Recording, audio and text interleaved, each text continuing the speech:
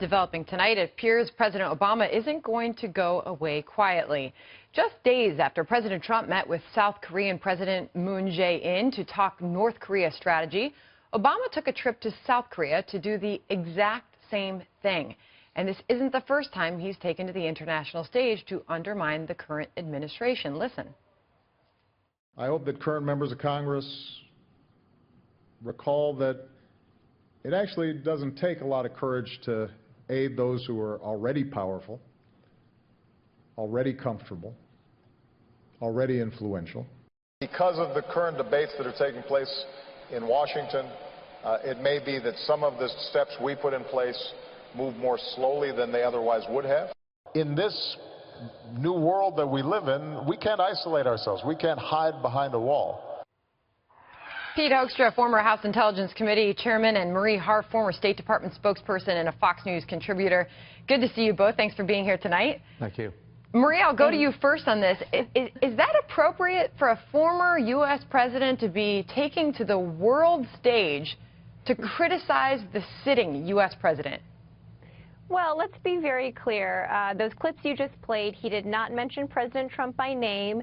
Marie, come on. No, wait, let me get the rest of my answer out before you jump on me tonight. I know that President Obama is very focused in both the meetings he's having and the speeches he's giving in staying away as much as he can from the news of the day and keeping it focused on the big picture, on broader themes like American innovation, business ties overseas. And yes, he sometimes talks, as you just played, about some of the political debate happening in Washington, but I do know that he has very purposefully stayed away from directly going after President Trump, particularly when he's Marie, overseas. we can't hide behind a wall. That wasn't a direct reference to the sitting president. The Paris Agreement, even with the temporary absence of U.S. leadership. To whom is he referencing then, Pete?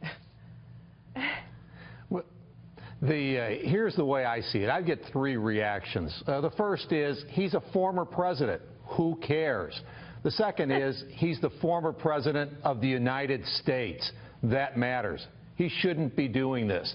The third reaction is if he's going overseas and he's meeting with the president of South Korea, I hope what he's doing is he's coordinating and cooperating with the President of the United States and the administration to forward that agenda. But I don't think that's what he's doing.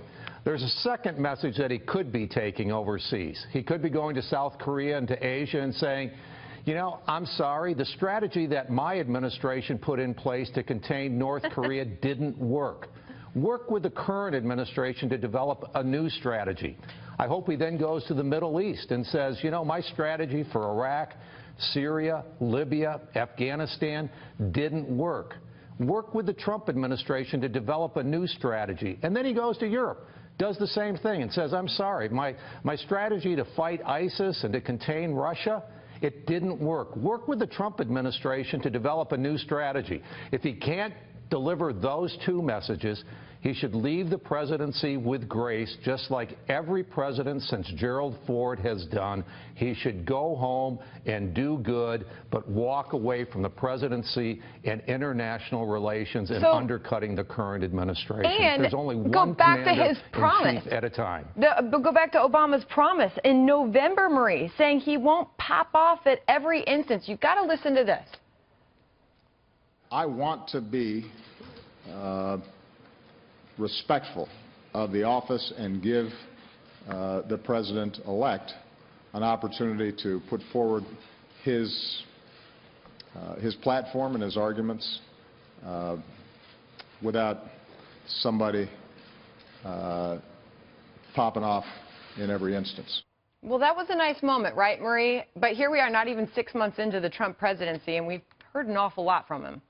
We actually haven't heard that much from him. I would disagree with you. He has tried very hard to stay out of the limelight. It's a unique situation where he's a very young former president.